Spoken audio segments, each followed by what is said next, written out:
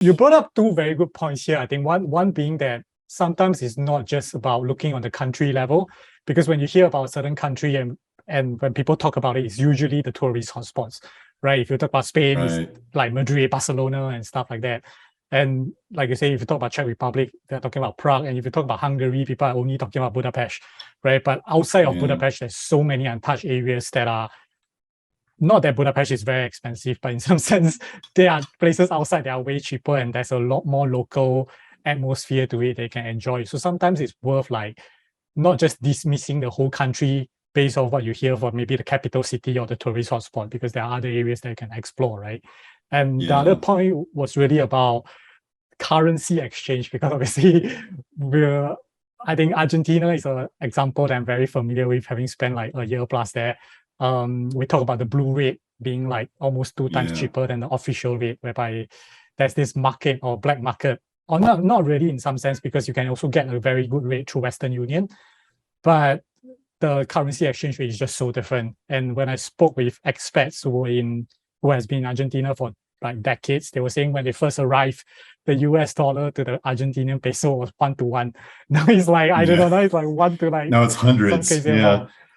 I was Yeah, just so it's, there actually in March and early April, and yeah, it was insane. If you got the official rate, like if you used a credit card, it was roughly 100 to the dollar, and if you went to the blue rate, exchange your cash, it was 200, and now it's even worse. It's like 150, 300 or something.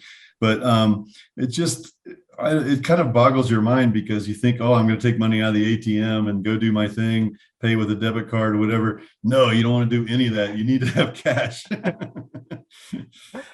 yeah, and you feel very rich in Argentina because like you're holding this like freaking huge stack of cash, Yeah. because you can't use your card because the card uses the official rate, and you can't withdraw Right. from the ATM because they charge you, and there's like a super low limit that you can withdraw any one time.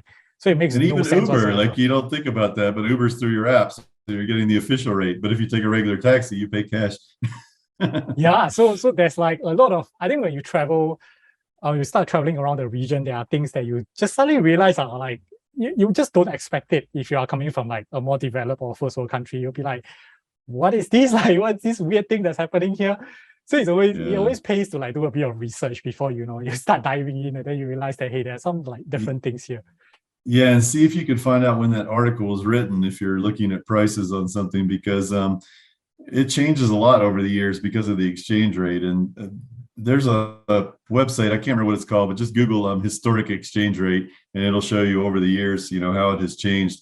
And like Brazil too is crazy. I mean, there was a time when Brazil was the most expensive country in the Americas, like including the US and Canada. It was just ridiculously expensive. And now it's, a bargain again.